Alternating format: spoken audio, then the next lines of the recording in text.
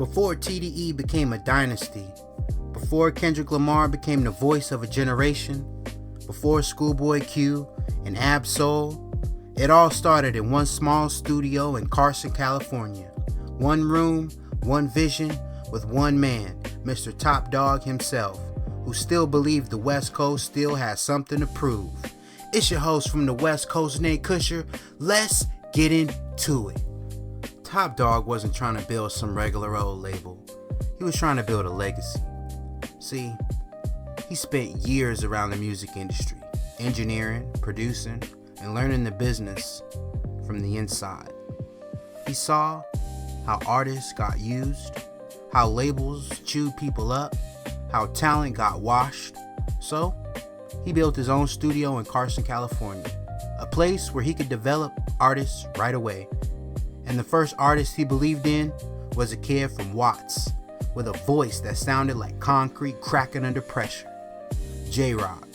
Top Dawg saw something in J-Rock that nobody else saw. It was that authenticity, that hunger, the drive, and discipline. J-Rock wasn't trying to be some regular old star. He was trying to represent his neighborhood with honesty and integrity, something a lot of artists at the time lacked. Top Dawg made J-Rock the foundation of TDE, and this is the starting legacy of the whole entire label. J-Rock started dropping mixtapes out of Watts that felt raw and unfiltered. Songs like Lift Me Up and All My Life showed he had storytelling and the grit to carry the label on his back. But the moment everything changed was the ghetto. Ghetto, with J-Rock and Lil Wayne. Wayne was at the height of his power at this time, the Carter 3 era Wayne, global superstar, the most influential rapper alive, and there he was in Watts, standing next to J-Rock in the projects, giving TDE its first real national spotlight. That video wasn't just a regular collab, it was a cosign. It told the industry TDE is real, J-Rock is real, here to stay, and something big is happening in Carson. While J-Rock was still rising, there was another kid quietly sharpening his pen in the studio. Compton kid named Kendrick Lamar, still going by K-Dot. He wasn't loud and proud, flashy type of rapper either. He wasn't trying to be the next big thing. He was trying to be the best writer alive. Top Dawg saw it early. Everybody in the camp saw it early. Kendrick was different. Kendrick was built different. And it shows today. And when J-Rock started touring, especially when he got the Lil Wayne cosign, Kendrick went with him. Not as a star, not as a headliner, but a hungry kid from Compton who was ready to prove himself every time he got on that stage. Those early tours with Wayne were Kendrick's first taste of the big stage. Watching Wayne perform at the peak of his career lit a fire underneath him. He wasn't just inspired, he was studying. And while Kendrick was heating up, ScHoolboy Q was becoming the heartbeat of the streets. His first two mixtapes were gritty, charismatic, and full of personality. Q wasn't trying to be the big superstar.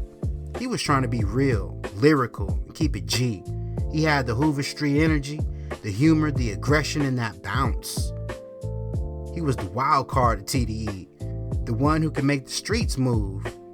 And then came Hands on the Wheel. Hands on the Wheel, that featuring A$AP Rocky. And then they doubled back and dropped Brand New Guy. That wasn't just a regular collab. It was a cultural movement. TDE plus A$AP. West Coast, East Coast back together again. Carson and Harlem. Two underground movements linking up at the exact right time. The blog era went crazy. Y'all remember DatPiff? Websites like Digital Dripped? Suddenly TDE wasn't just a West Coast label. They were the coolest crew in the underground scene. This was a time when the golden era of hip-hop rap groups were coming back, like TDE, A$AP, Odd Future. Things were starting to look real bright and on the up and up for TDE and Top Dawg. So, let's move on. Now, we get to Ab-Soul. Every rap crew has that philosophical dude. For TDE, that was Ab-Soul, the Carson kid, black hippie architect, the thinker. Ab-Soul brought a different energy. Conspiracy theories, double entendres, layered metaphors, dense writing. He was the underground lyrical assassin for show. Songs like Terrorist Threats featuring Janae Aiko and Danny Brown, Pineal Glen and Illuminate showed he was operating on a different frequency. He got songs in GTA. He never crossed over mainstream enough, not because he wasn't good, but that wasn't his stilo. Ab-Soul wasn't trying to get down like that. Ab-Soul was the soul of the underground, the one who kept TDE rooted in artistry. His music tells that story very clear, and he will tell you he is not for the corporate world at all. But then, everything changed for Top Dawg Entertainment when Section 80 came out. Kendrick Lamar's first real statement to the world. A concept album about Ronald Reagan doing black people dirty in the hood, government conspiracy theories, crack babies, trauma, addiction, generational pain, and the cycle of living in the ghetto. It wasn't a mixtape, it was like a documentary. It was a mission statement. The underground crowned Kendrick king immediately. Critics took notice. The industry started whispering, TDE has something special. This album gave the late 80s babies something to relate to, but the younger generation took heed to him as well. When Kendrick started crafting Good Kid, Mad City though, that took TDE to a whole nother level.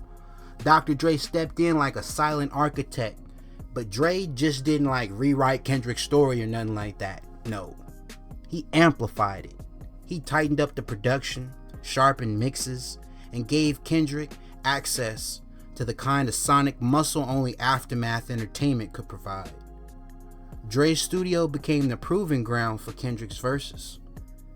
Dre would push him farther and farther every studio session, mastering Kendrick's flow and precision. Tracks like The Recipe and Compton showed exactly what Dre brought to the table. The classic, West Coast, polished, wrapped around, raw storytelling. TDE went from the respected little independent label to a global powerhouse overnight. And the craziest part about it, they did it by themselves. No major label behind them, just Top Dawg's vision and 4 hungry artists.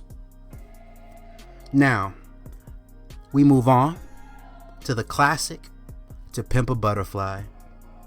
Kendrick didn't just follow up Good Kid, Mad City with some regular old album like, oh, here's just my second album, it sounds like Section 80. He reinvented himself with To Pimp a Butterfly. To Pimp a Butterfly was jazz, funk, soul, spoken word, political, poetical commentary, and black liberation wrapped into one album. It was bold, risky, but genius. And it cemented TDE as the most important label in hip-hop. While Kendrick was becoming a generational voice, ScHoolboy Q was becoming a mainstream superstar. He dropped Oxymoron, and Q delivered hits like Collard Greens, Chitty Ching Ching, and Man of the Year in Studio. Then came the moment that proved TDE wasn't just Kendrick's label, and Q wasn't just a street general anymore. Kanye took him to a certified superstar. And by the mid-2010s, TDE had done the impossible. J-Rock the foundation, bringing in the Young Money connection that helped boost Kendrick's career. The generational talent that rose up after Kendrick was ScHoolboy Q, that made the mainstream star blossom into the world's new gangster, and Ab-Soul, the underground assassin who now goes by KRS-2. Crowned by the man himself, KRS-One, knowledge reigns supreme. So as we can see, these 4 artists, 4 lanes, 1 label, all started from one small studio from Carson, California. TDE rebuilt the West Coast, not with gimmicks, not with trends, but with craft, discipline, and vision. They stayed down, and look at them now. Top Dawg didn't just build a label, he built a dynasty.